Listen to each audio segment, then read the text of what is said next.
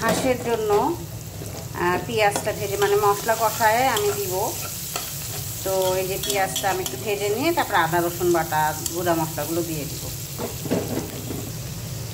দেখেন হাঁসের মশলাটা কীভাবে আমি কষাই, তারপরে আমি কিন্তু হাঁসটা দিয়ে দিব ভালো করে। এখন আরেকটু পানি দিয়ে আবার কষাবো, 3বার কষাই নিয়ে তারপরে আমি হাঁসটা দিব। এতে একটা সুন্দর স্মেল হয়। কষাই নিলাম, এবার আমি এই হাঁসটা দিয়ে দিব। তো হাঁসে দেওয়ার পরে আবার আমি যখন কষবো তখন আবার দেখাবো। দেখেন আমি হাঁসগুলো মশলা দিয়ে দিলাম, এখন কষাচ্ছি।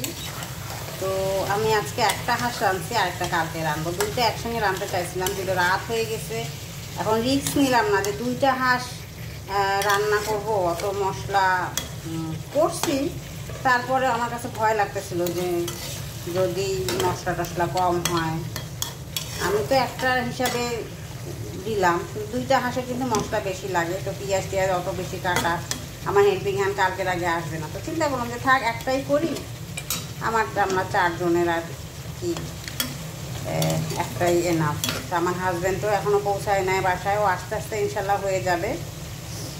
তো রাতে আমার ক্রেভিং হচ্ছিল, আমিও হাঁস কিনছি, এসে ফেসবুকেও দেখি সবাই শুধু হাঁস দেখাচ্ছে।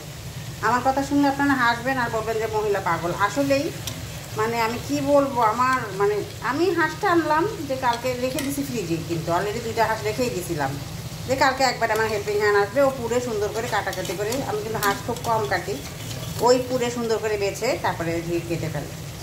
কিন্তু আমার ওই হাঁস দেখে, সবার হাঁস দেখে, সবার রান্না দেখে আমি এত ক্রেভিং হয়েছে আমার যে আমি আর থাকতে পারলাম না। চিন্তা করলাম যে হাজব্যান্ডও আসবে, আমরাও জেগে থাকবো, তাতে রান্নাটাও করে ফেলি। আর এই তো রান্নাটা পুরো আপনাদেরকে দেখাবো। দেখেন হাঁসটা প্রায় কষা কষা হয়ে আসছে। আমি আবার 2বার কষা দিব হাঁসটাকে, 2বার কষা দিয়ে পরে ঝোলের সিদ্ধর পানি দিয়ে দিব আর কি। একটা কষা হয়ে গেল আমার হাঁসের, আর 2বার কষবো। এই এখনকার অবস্থা চেহারা, হাঁসটা অনেক তেল ছিল, যখন পুড়লাম প্রচুর তেল পড়ছে, আমার চুলার অবস্থা খুব খারাপ। এই যে দেখেন কষার পরে সিদ্ধের পানি দিয়ে দিলাম প্লাস ঝোল, সবটা মিলেই আর কি দিছি। তো এটা যখন সিদ্ধ হয়ে যাবে তখন তো নামাই নেব। একবার ভাবছিলাম যে আমার এই মোজাইক সেই 30-35 বছরের মোজাইক ভেঙে টাইলস করব। পরে চিন্তা করলাম যে এটা হলো একটা অভিজাত, আমার নিজস্ব পার্সোনাল মানে বাসা আমার, তো আমি কেন এইটা আমি নষ্ট করব, যতদিন আছে থাকুক। তো আমি আর মোজাইকটা চেঞ্জ করলাম না, শুধু রান্নাঘরে মোজাইকটা একটু ইয়ে হয়ে গেছিলো কালার, তো সেখানে আমি টাইলস দিছি। কিন্তু আমার এই সাদা, এখানে অত সাদা আসতেছে না, ততটা না ধবধবে সাদা। তো যাই হোক আমি চেঞ্জ করব না, এটা এইভাবেই রেখে দিব। আলহামদুলিল্লাহ আমার দেখেন হাঁস কষানো হয়ে গেল। হাঁসে তো ঝোল রাখি না, একদম কষা কষা। তো আমি আরও ঝাল দিই, আজকে একটু কম ঝাল দিলাম। আর মাঝখানে যে আমি কতবার কষছি সেটা বলার আর ইয়া রাখি নাই, কারণ ভিডিওটা বড় হয়ে যাবে, তো সব কিছু তো দেখানো যায় না এতবার কষানো।